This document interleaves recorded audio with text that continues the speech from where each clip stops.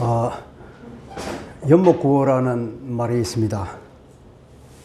나무에 올라가서 물고기를 찾는다는 얘기죠. 그죠? 원초적으로 불가능한 일을 두고 하는 말입니다. 근데 육체의 욕심만 따라서 살면서 영생을 기대하는 사람, 이런 사람이 말하자면 이제 연못구어하는 사람이라고 할 수 있겠죠. 이런 사람은 하나님을 우롱하는 자라고 그럽니다. 아까 우리 읽었죠, 그죠? 6장 7절에 보면 그렇게 말씀하고 있습니다. 스스로 속이지 마라. 한테 속지 말라는 얘기죠. 하나님은 업신여김을 받지 아니하시느니 사람이 무엇으로 심든지 그대로 거두리라. 심는 대로 거두음에도 불구하고 다른 것으로 심고 A를 심고 B를 기대하는 사람이란 말이에요. 이런 사람은 심고 거두는 원리를 만드신 하나님을 우롱하는 자라는 하나님께서는 질타하고 있습니다. 하나님의 대원칙은 심는 대로 거두는 것입니다. 그죠? 하나님의 대원칙은 심는 대로 거두는 것이고, 그리고 로마서 2장 6절에 보니까 행한 대로 심판하시는 하나님이라고 합니다. 행한 대로 심판하시는 거예요. 우리가 무엇으로 구원을 얻습니까? 믿음으로 구원을 얻죠, 그죠? 우리 믿음으로 구원을 얻습니다. 심판은 무엇으로 받습니까? 심판은 우리 행위로 받습니다. 그것을 우리가 잊으면 안 됩니다. 과거에 워낙에 가톨릭에서 행위를 강조하다 보니까 행위 구원 쪽으로 갔단 말이죠. 너무 사람들에게 협박을 많이 한 거죠. 그러니까 교회 권력이 사람 위에 군림하는 상황이 발생했습니다. 거기서 나온 것이 종교개혁인데, 종교개혁을 통해서 우리가 발견한 것은 뭐냐면 우리가 의롭다함을 받는 것은 우리 믿음이지 행위가 아니라는 걸 알았습니다. 그런데 거기에 너무 도취돼 가지고 마치 우리가 믿음으로 심판을 받는 것처럼 그렇게 착각하는 경우가 많았습니다. 찬양, 그런 찬양이 있지는 무슨 천국 티켓이라는 그런 천국 열차라는 찬양도 있죠, 그죠? 나는 구원 열차. 그렇죠. 구원의 열차로 다니까 내가 티켓을 예매를 하고 이제 그 예매가 됐으니까 나는 이제 천국 가는 게 확정된 거죠. 그 티켓만 밀면은 언제든지 그 구원 열차를 탈 수 있는데 열차표를 심지어 잃어버려도 괜찮아요. 이제 내가 주민등록증만 가져가면 전산처리가 되어 있기 때문에 딱 탈 수 있는 거예요. 그런 경우까지 갔다면, 그런데 그것은 성경적이잖아요. 우리 과거의 성경을 읽어보면 바울의 삶을 추적해보면 바울들은 말하기를 네가 두렵고 떨림으로 내 구원을 이루라고 하지 않습니까? 바울이 말하자면 이신칭의를 설파하고 믿음의 율법의 행위로는 어렵다함을 얻을 수 없다고 그렇게 바울이 외쳤는데도 불구하고, 그런데 그가 그 삶의 양태를 보면 그런 표대를 향하여 달려간다고 했거든요. 뒤에 있는 것을 잃어버리고 오직 그 표대를 향해서 자기는 달려가노라고. 과거에 어떤 사람도 이렇게 구원 티켓을 쥐었으니까 나는 이제 구원을 얻어서 그렇게 생각하는 사람 아무도 없다고요. 우리가 구원의 확신을 갖는 것은 중요하지만 너무나 거기에 치우쳐 버리면 우리의 삶이 무너질 수 있다는 것입니다.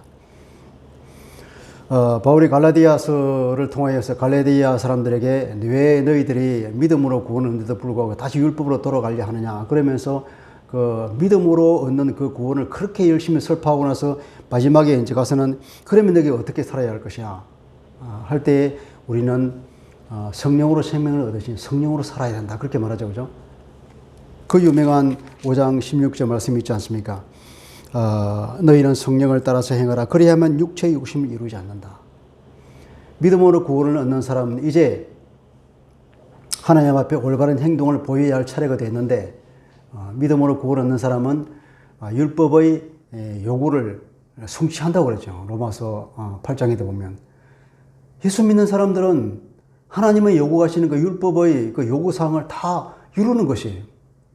결국은 그들은 율법의 행위를 지키려고 노력한 사람은 율법을 지키지 못하지만 우리가 율법을 행해야 되는 의무가 없이 우리 믿음으로 구원을 얻는 그들을 선 사람에게는 성령님은 우리에게 오시기 때문에 우리는 그 율법의 요구를 이룰 수 있게 됐다는 거죠. 참 이것이 아이러니지 않습니까? 율법으로부터 해방을 얻는 우리는 성령의 능력을 통하여서 율법의 요구사항을 이루지만 율법에 매여 사는 사람은 오히려 율법의 요구를 지키지 못하게 됐다는 거죠.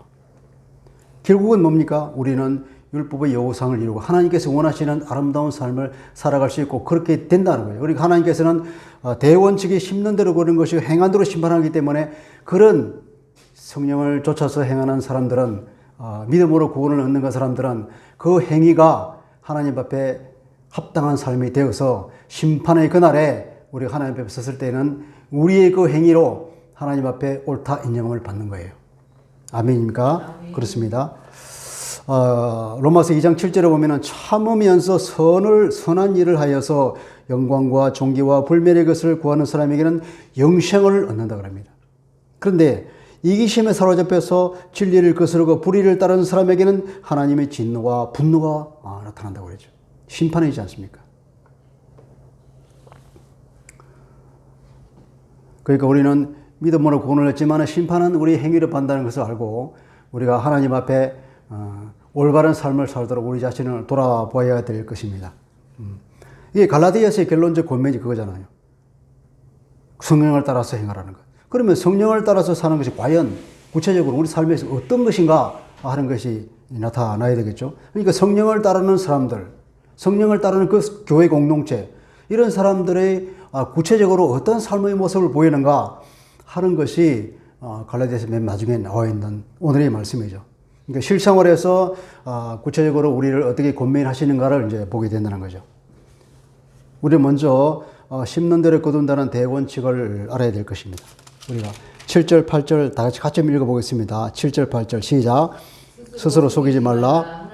신적인 힘을 받지 아니하시나니 사람이 무엇으로 심든지 그대로 거두리라. 자기의 육체를 위하여 심는 자는 육체로부터 썩어질 것을 거두고 성령을 위하여 심는 자는 성령으로부터 영생을 거두리라. 예, 속지 말라는 거죠.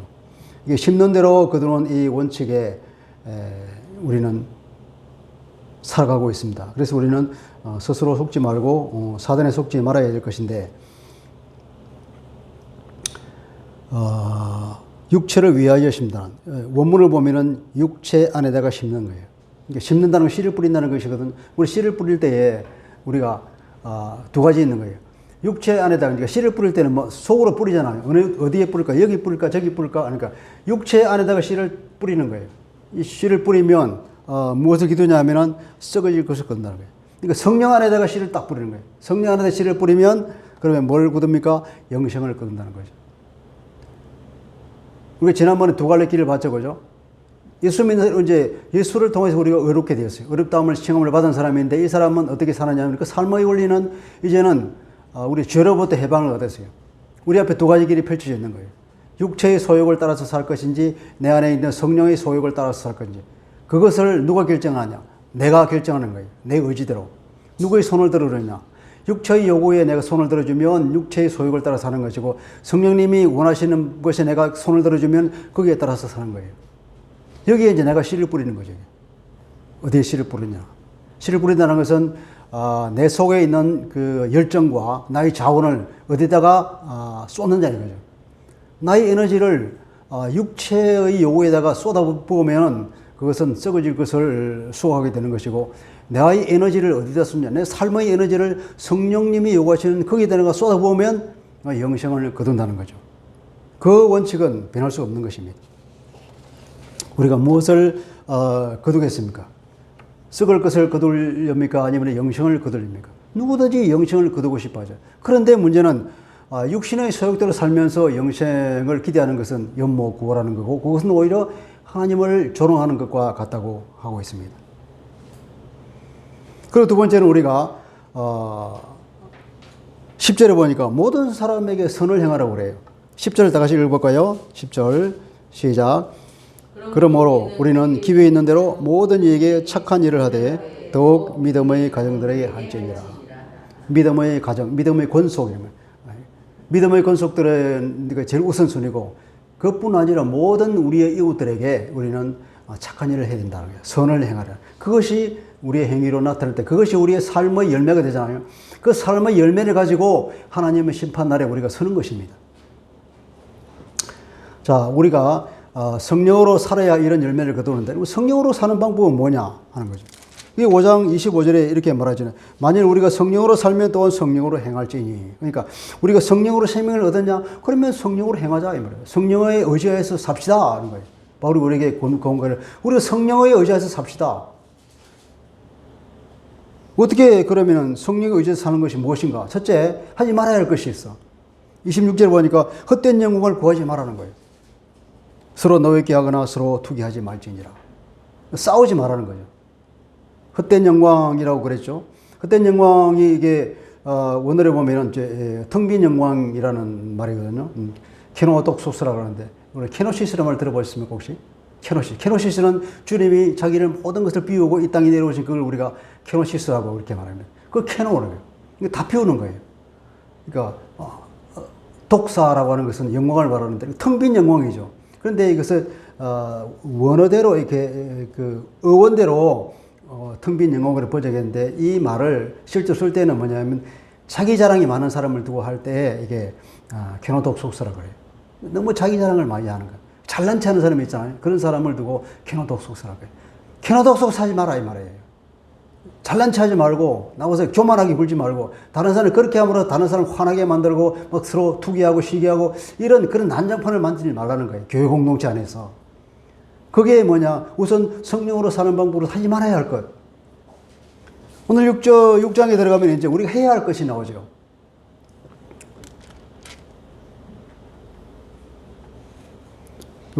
6장 우리 3, 4절 보면 이제 우리가 무슨 말을 하냐면은 착각하지 말아라고 하는 말이 있습니다. 3, 4절 같이 읽어보겠습니다. 3절, 4절 시작. 만일 누가 아무것도 되지 못하고 된 줄로 생각하면 스스로 속임이라. 각각 자기의 일을 살피라. 그리하면 자랑할 것이 자기에게는 있어도 남에게는 있지 아니할 것이다. 자기를 잘 살펴보라는 것입니다. 자기 착각 속에 있는 사람을 말하는데 이것은 교회 공동체 안에 율법주의적인 사람이 있는 거예요. 율법주의에 빠져서 남을 정죄하는 사람이 있습니다. 그러니까 자기 눈에 있는 들보를 보지 못하고 형제의 눈에 있는 그 티를 빼겠다고 하는 그런 주님이 말씀하신 그런 삶을 사는 사람들이 교회에 의외로 많다는 것입니다. 그런 사람들은 공동체의 분란을 야기시키죠. 교회에 오래 다닌 사람들 중에 있는 사람이 많습니다. 검사님들 중에 있는 사람 많고요. 장로님 중에 있는 사람 많고요. 심지어 목사도 그런 사람이 많습니다. 그러니까 특히 율법을 지키는 행위를 가지고 우쭐해하고 있는 거죠. 나는 주일 성수를 잘한다. 나는 11조도 잘 낸다. 나는 모든 예배다마다 다 참석한다. 교회에 생겨서 있을 때마다 나는 빠짐없이 참석한다. 그런 것들. 어떻게 보면 그건 율법주의잖아요. 그게 자기가 사람이 사정이 있잖아요. 어떤 사람은 교회 주일 예배에 나오는 것조차 힘든 사람이 있어요. 교회 오래 다닌 사람, 장로가 된 사람 그것도 못하냐고. 넌 왜 그 모양의 사람이냐고. 그것이 오히려 율법화돼 버리면 이런 부작용이 일어나는 것입니다. 그런 사람은 착각 속에 살고 있는 사람입니다. 그런 착각을 버리라는 것이죠. 그죠? 그래서 그런 사람을 두고 사절은 그런 사람을 두고 하는 얘기예요. 각각 자기 일을 살피라. 자기 일이라고 하는데 이게 자기 일 번역을 제대로 하면 자기의 행위를 살펴보라는 것입니다. 각각 자기의 행위를 살펴보라는 것은 시험해봐라. 불시험을 해보라는 거예요. 불로 연단해보라는 겁니다. 불타버릴지 남아있을지 그 일 정말로 네가 하는 행동이 하나님 앞에 올바른 행동을 잘 살펴보라는 거예요. 그러면 뭘 깨달을 수 있느냐? 자기가 남 앞에 자랑할 것이 없다는 것을 깨닫게 된다는 것입니다. 비록 나에게는 자랑할 만한 것이라도 남과 비교해서 자랑하지 말라는 거예요. 어떤 사람이 실수하는 사람이 있잖아요. 실수로 범죄하는 사람이 있죠. 그죠?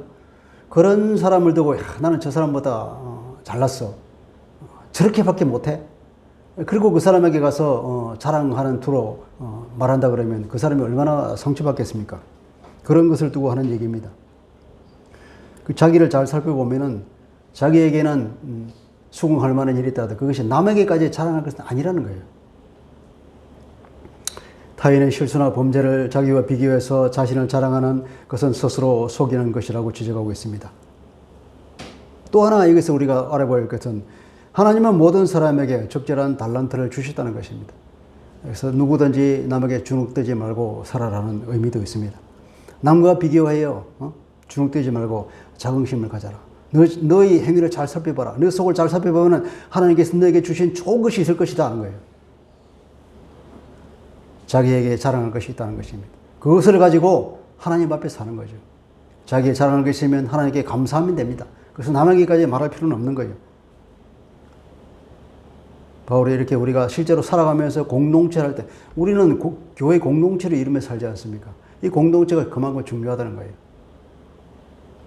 이 아름다운 공동체, 이 사랑의 공동체를 이루기 위해서는 이런 우리 부정적인 면을 우선 버려야 된다는 거죠.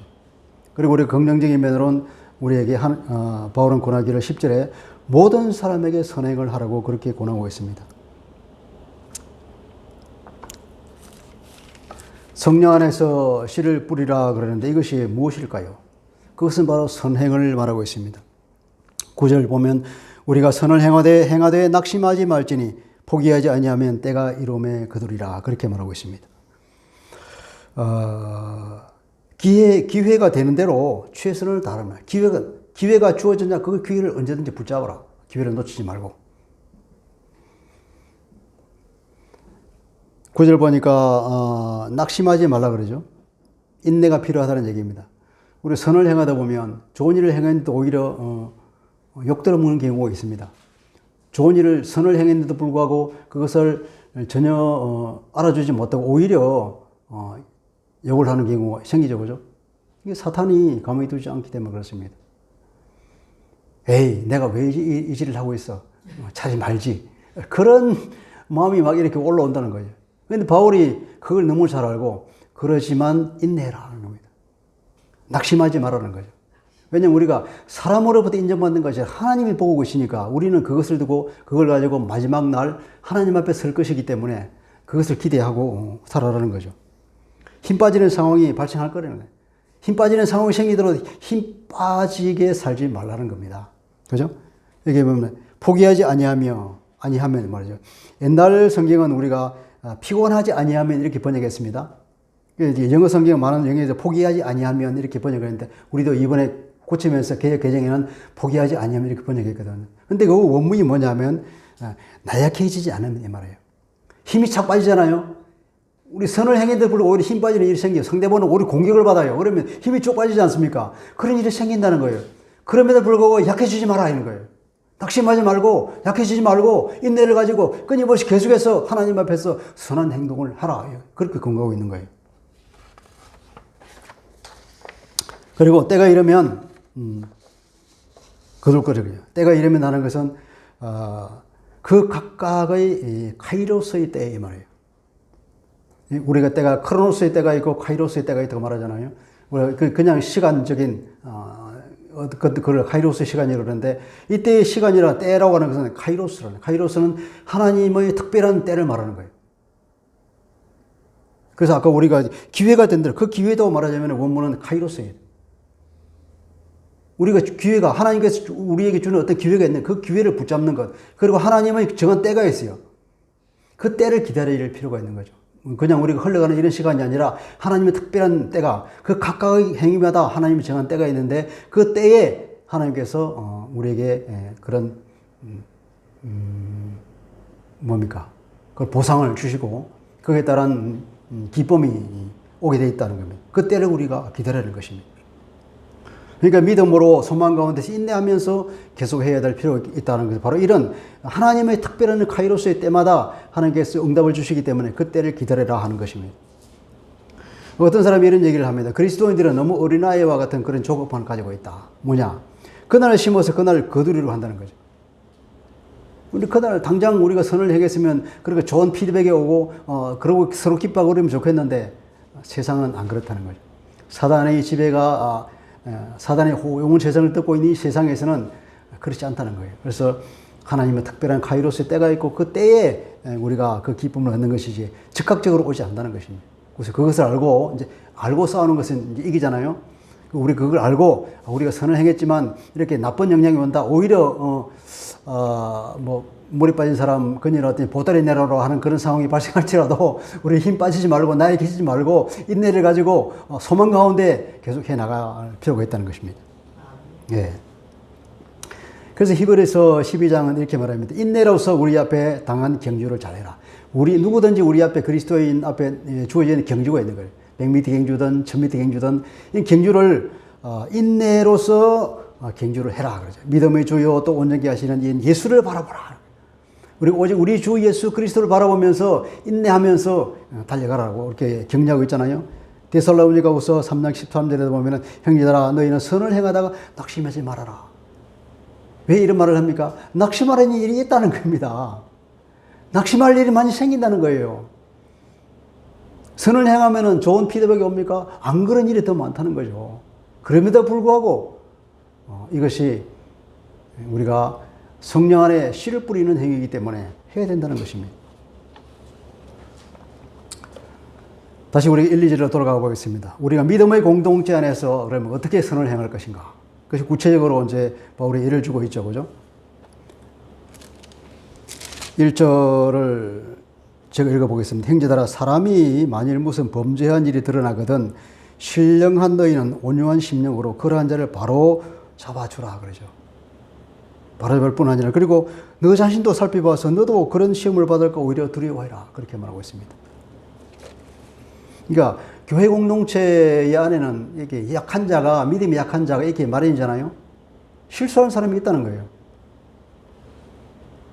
우리 앞에 두 가지의 길이 나오져 있는데 성령의 길을 따라가는데도 불구하고 사단의 길은 계속해서 사단이 주는 그 유혹과 그 속임수 넘어가서 근데 육체의 길을 따라가는 경우도 생기죠. 나도 모르게. 그러니까 그렇게 할 의사가 있는 것도 아니고 그렇게 하고 싶은 마음도 없는데 그죠? 그렇게 되는 경우가 자주 생기죠. 그 범죄하는 것입니다. 이것은 바로 정도에서 벗어나서 실족하는 것이고 넘어지는 것이라고 말할 수 있겠습니다. 성령을 따르지 않아서 생기는 일들은 예상치 못한 범죄죠. 그죠? 그래서 성령을 거스르는 여러 가지 육체적인 일들이 생기기 마련인데 이것이 이제 범죄하거든 이 말이에요. 그러나 고의적으로 지속적으로 범죄하는 사람이 있잖아요. 그런 사람은 여기에 해당되는 거 아니에요. 왜냐하면 그리스도인이 아니기 때문에. 그런 사람은 어떻게 됩니까? 그런 사람은 성령이 없다는 증거잖아요. 그런 사람은 예수를 믿게 해줘야죠. 그런 사람은 예수를 소개하고 우리가 천국을 가야 한다는 것을 설명하고 인간이 얼마나 아주 나약한 존재고 어쩔 수 없는 그런 부패한 상태에 있어서 정말 우리는 인간의 그 상황이 비참한 상황이다. 꼭 구원을 받아야 된다. 그 길이 있다는 걸 우리가 말을 해줘야 돼요. 예수를 믿고 그리고 예수 우리가 말씀에 따라서 살아갈 수 있는 그런 권고를 해줘야 되고 우리 교회 공동체 안에서 우리가 다 성령을 받은 우리 사람이 실수할 때에 그 연약한 사람들 어떻게 해야 되냐? 우리는 그 사람들을 바로잡아 줘야 된다는 것입니다. 이게 드러나거든 하는 거죠. 드러나거든 하는 것은 그 함정에 빠지는 거예요. 함정에 탁 잡힌 것을 우리가 발견하거든 이 말이에요. 본의 아니게 범죄의 함정에 빠진 그 형제를 우리는 어떻게 해야 됩니까? 바로잡아 주라고 회복시켜 주라는 거예요. 바로잡는 것은 회복시킨다. 마치 관절이 어긋났을 때 그것을 바로잡아 주는 것. 그런 때에 쓰는 말이 바로잡아 준다는 것입니다. 신령한 너희는 그랬죠. 너희들 갈라디아 성도들을 보고 바울은 신령한 너희는 성령을 받은 너희는 이 말이에요. 갈라디아 사람들 다 성령을 받았잖아요. 예수 믿고 성령을 받았거든요. 우리는 모두가 예수 믿고 성령을 받았습니다. 우리 속에 성령이 살고 계신 걸 믿습니다. 우리는 모두 그랬어요. 그런 의미에서 신령한 사람이에요. 왜냐하면 우리는 육체의 소욕을 추구하는 것이 아니라 우리는 성령의 소욕을 추구하는 사람이잖아요. 그래서 우리는 신령한 사람들입니다. 이 신령한 사람은 어떻게 살아야 되느냐? 너희는 온유한 심령으로 그 사람을 바로잡아야 돼요. 그 사람이 그런 잘못을 저질렀다고 해서 인간적인 노여움을 가지고 대한다든지 그를 판단하고 정죄한다든지 그렇게 하지 말라는 것입니다. 하나님의 사랑으로 그를 돌보고 인도하는 것인데 이거야말로 우리가 교만을 내려놓고 부드럽고 겸손한 마음으로 대한다는 것입니다. 이건 성령의 열매 중에 어떤 그런 열매죠. 온유의 열매가 있잖아요. 충성과 온유와 절제하는 그런 성령의 열매가 있잖아요. 이런 온유의 열매를 맺을 때에 그런 사람을 대할 수가 있는 거죠. 눈을 부릅뜨고, 그죠? 그렇게 쳐다보지 말고 부드러운 마음으로 개별적으로 찾아가서 이렇게 공개적으로 말하지 않고 그죠? 상처하지 않도록 그렇게 하는 것이 필요합니다. 또 우리가 교회에서 중요한 것은 무엇이 옳은가 보다도 어떻게 하면 이 사람을 세울 것인가 하는 것을 우리가 먼저 생각해야 된다는 거죠. 베드로 사도가 우리에게 그걸 공부해 주지 않습니까? 베드로후서 1장 5절에 보면은 이렇게 말하십니다. 그러므로 너희가 더욱 힘써 너희 믿음의 덕을 세우라 그럽니다. 믿음 위에 무엇을 세우냐? 제일 먼저 말하는 것이 덕을 세우는 겁니다. 너희 믿음으로 구원을 얻으냐? 그러면 덕을 세우는 사람이 있더라 이 말이에요. 아, 쟤는 틀렸어. 이거 틀렸고. 틀린 게 중요한 것이 아니라 덕을 세우는 것이 중요한 거예요. 너가 틀려서 그렇게 정죄하고 이 사람을 무너뜨리기보다는 그럼에도 불구하고 이 사람을 온유한 마음으로 다가가서 그 사람에게 바로 세워주고 그렇게 해서 덕을 세우는 것이 중요하다. 교회 공동체는. 이것이 제일 우선인 줄 믿습니다. 이것이 교회의 싸움을 방지하는 최우선적인 것이죠. 예수님도 권고를 그렇게 했죠. 마태복음 18장에 보면 어떤 범죄한 사람 친구가 행제가 있으면 혼자 찾아라 그래요. 혼자 은밀하게 찾아가서 그 행제에게 말하라는 거예요. 내 권고를 안 들으면 그러면 한두 사람이 증인을 데려와라고. 데려와서 그 증거를 대면서 말하라고. 그러면 그 형제가 마음을 돌게 하냐. 그래도 안 돌린다. 그러면 그때 드디어 교회에 말하라는 거예요. 드디어 공론화시킨다는 거예요. 그러면 교회 공동체를 통하여서 그 형제를 바로잡는 거예요. 그래도 안 들으면 어떡해. 그건 하나님 안 믿는 사람이죠. 그 사람은 이방인처럼 대하라.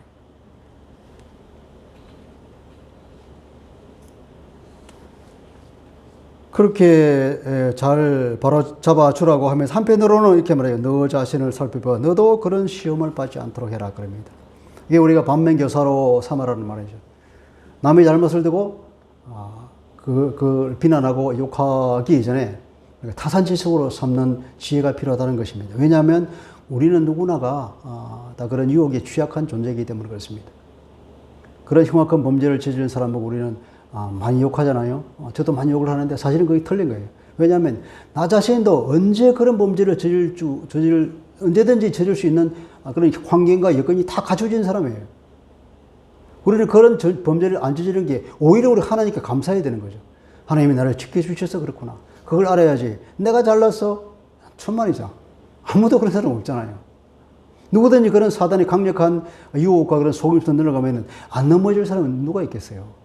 아무도 장담할 수 없는 것입니다. 너 자신을 살펴보라 그랬죠. 자세히 관찰하는 것입니다. 그냥 보는 것이 아니라 자세히 자신을 관찰해보. 너도 시험을 받을까 두려워라. 두려워하는 원래 원문에는 없는 말인데 너도 유혹에 빠지지 않도록 조심하라는 뜻이에요. 그리고 우리가 교회 공동체에서 두 번째로 해야 될 일은 뭐냐면 2절에 나와 있습니다. 너희가 짐을 서로 지라 그랬죠. 여기서 짐을 서로 지라. 이 짐은 굉장히 무거운 짐을 말합니다. 혼자 감당할 수 없는 큰 짐. 교회 공동체 안에도 그런 짐이 있고 각 성도에게도 그런 짐이 있습니다. 어떤 사람은 너무나 그 짐이 무거워서 혼자 도저히 감당할 수 없는 짐이 떨어진 그런 형제가 있잖아요. 그런 자매가 있습니다. 그런 사람은 어떻게 해야 됩니까? 그 짐을 함께 져주라는 것입니다. 그런 짐들은 주로 어떤 시험일까요? 인생을 그리스도인으로 살아가기에 너무나 버거운 그런 시험거리들이 있는 거예요. 인생의 방해물이 있지 않습니까? 그것도 극복하지 못하고 요구할 수 없는 것입니다. 그것은. 그 무거운 짐들은 우리가 한 공동체로서 그걸 같이 짐을 짊어져주고 같이 위로해주고 같이 격려해주고 필요하다면 우리 힘이 되어주고 그죠? 예. 우리 것을 내어주었어. 나의 시간도 투자하고 나의 돈도 투자하고 나의 재능도 투자해 줄 수 있는 그런 마음이 있어야 되겠죠. 그죠? 한마디로 말하면 사랑의 공동체가 되라는 권고입니다. 근데 이 신기한 것은 그러면 뒤에 봅시다. 보면 그리하여 그리스도의 법을 성취하라 그랬죠. 그죠? 이게 원문은 이렇게 되어 있지 않습니다. 너희가 서로 짐을 지라. 그 무거운 짐을 서로 지라. 그리하면 그리스도의 법을 이룰 것이다. 그럽니다. 놀랍지 않습니까? 짐을 서로 지어줘. 그 무거운 짐을 같이 지어줘. 그러면 그리스도의 법을 이룬다니까요. 형제를 사랑하는, 주님이 말하십니까? 서로 사랑하라 그랬잖아요. 형제끼리 사랑하라. 그러면 그 사랑을 실천하는 방법이 그거예요. 교회 공동체에서 힘을 서로 줘주는 것. 그것이야말로 그리스도의 법을 이룬다니까요. 그리스도의 법이라는 것은 주님의 말씀하신 그 서로 사랑하는 것뿐 아니라 그리스도인으로서 우리가 어떻게 살아야 할 것인가 하는 걸 주님께서 우리에게 가르치는 그런 총체적인 그런 삶의 규범. 그것을 이루는 길이 바로 그런 어려움에 처한 감당하기 힘든 짐을 지고 있는 그 형제에게 그 짐을 서로 져주는 것. 그것이야말로 그리스도의 법을 이룬다는 것. 할렐루야. 쉬운 것입니다. 그죠? 예. 바울은 그렇게 우리가 구체적으로 우리가 실제로 살아갈 때에 어떻게 살아야 할 것인가를 이렇게 우리에게 공부해 주고 있습니다.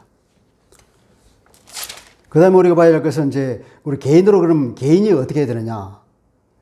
5절에 보면 각각 자기의 짐을 지라 그럽니다. 여기 짐은 어떤 짐일까요? 여기 짐은 아까 말한 그 짐과 다릅니다.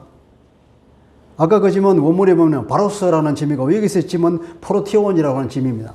그러니까 우리는 같이 번역을 해서 짐이라고 번역했지만 원문은 단어가 달라요.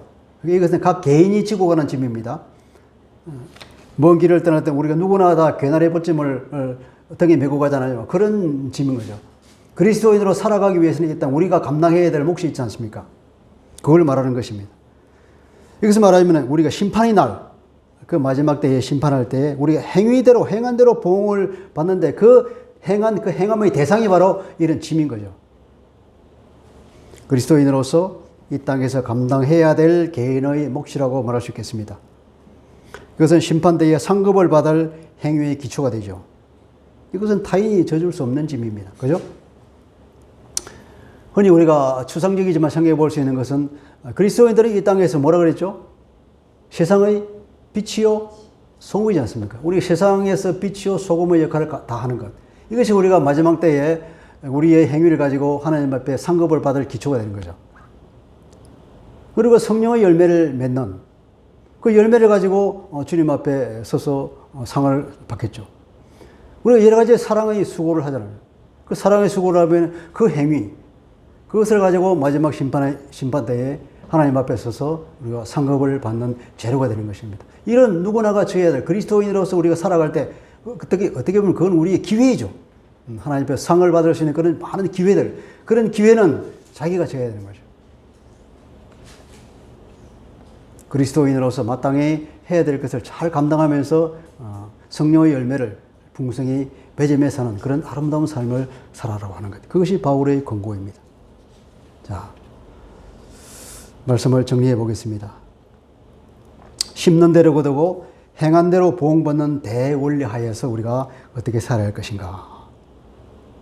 믿는 사람들은 어떤 삶을 살아야 하는가? 그리고 성령을 따르는 사람들, 그런 공동체는 구체적으로 어떤 삶의 모습이 이루어져야 하는가? 그에 대해서 바울이 우리에게 주는 권고입니다. 성령 안에서 파종을 하면 영생을 수확한다 그랬습니다. 어떻게 하는 것이 성령 안에서 파종하는 것인가? 선행을 하라는 것입니다. 한마디로. 이것이 율법인가요? 그 선행을 하면 구원을 받는다. 그것이 율법이지만 구원받은 우리가, 어렵다함을 받은 우리가, 성령을 따라 살아가는 우리가 마지막 하나님 앞에 설 때는 우리 행위를 가지고 가기 때문에 선행을 하는 것은 너무나 당연한 것입니다. 결과는 같지만 그러나 그 배경이 다르고 그 이유가 다른 것입니다. 우리 삶의 자리에서 버려야 할 것이죠. 그죠? 잘난 체하는 교만한 마음을 버리라 그랬습니다. 무엇이라도 된 양 착각 속에 빠져 있는 사람은 고치라는 것입니다. 남의 실수를 보고 자기는 그렇지 않다고 자랑하는 사람들, 율법주의적인 마음으로 남을 중재하는 사람들, 이런 사람들은 하루속히 그것을 버리라는 것입니다. 우리가 가져야 할 마음은 뭘까요? 남의 잘못을 보고 자기를 돌아보고 나도 동일한 유혹에 빠지지 않을까? 자기를 돌아보면서 근신하는 그런 태도, 반면교사로 삼는 그런 지혜가 있는 사람이 되라는 것입니다. 그래서 우리는 구체적으로 공동체 안에서 연약한 자의 실수를 정죄하지 말고 온유한 마음으로 바로 잡아주라는 것이고, 또 지기 힘든 무거운 짐을 진 공동체에 어떤 연약한 자가 있다면 서로 짐을 져주는 것입니다. 그것은 바로 그리스도의 법을 성취하는 길이기도 하다라고 말하고 있습니다. 우리가 개인적으로는 또 자기 짐은 자기가 져야 한다는 것입니다. 남이 져줄 수 없는 짐, 그리스도인으로서 져야 할 마땅한 거지만 져야 한다는 것이, 이것은 바로 마지막 때에 우리가 받을 상급의 기초가 되는 것입니다. 그래서 모든 이웃에게 선행을 해야 된다고 그랬습니다. 선행을 할 때는 항상 좋은 것만 있는 것이 아니라 나쁜 일이 생길 때도 많다는 것, 힘 빠지는 일이 생길 수 있다는 것입니다. 그럴 때 우리는 인내가 필요하고 낙담하지 말고 끝까지 힘을 다해야 된다고. 항상 하나님의 때가 있다고 그러죠. 각 그것마다 하나님의 우리가 알지 못하는 때가 있기 때문에 그 때를 기다리고 인내하면서 끝까지 선행을 다 하라고 바울은 우리가 권고하고 있습니다. 여러분, 우리가 영생을 수확할 준비를 합시다. 성령 안에서 씨를 뿌리면 된다는 거죠. 그죠? 어떻게 합니까? 교만하지 않고 겸손하게 이웃에게 선을 베푸는 것입니다. 힘 빠지는 일이 있다 할지라도 하나님의 때를 기대하면서 끝까지 인내하며 모든 이웃에게, 그러니까 기회가 되는 대로 우리가 그 기회를 잘 잡고 선행을 하여서 하나님 앞에 칭찬받는 우리 모두가 되기를 주님의 이름으로 축복합니다. 아멘. 기도하겠습니다.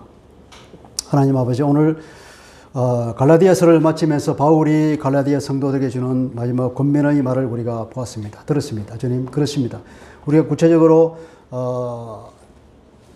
예수 믿고 우리가 어떻게 살아야 할 것인가, 우리가 성령을 따라 사는 우리가 어떻게 구체적으로 살아야 할 것인가를 공동체 안에서 사랑의 공동체를 만들고 우리가 어떻게든지 기회가 되는 대로 선을 행하여서 하나님 앞에 마지막 때에 하나님 앞에 섰을 때 우리가 칭찬받는, 상급을 받는 중요한 재료로 우리가 선행을 하며 살아갈 수 있도록 힘과 능력을 더하여 주시옵소서. 감사하며 주 예수 그리스도 이름으로 기도합니다. 아멘.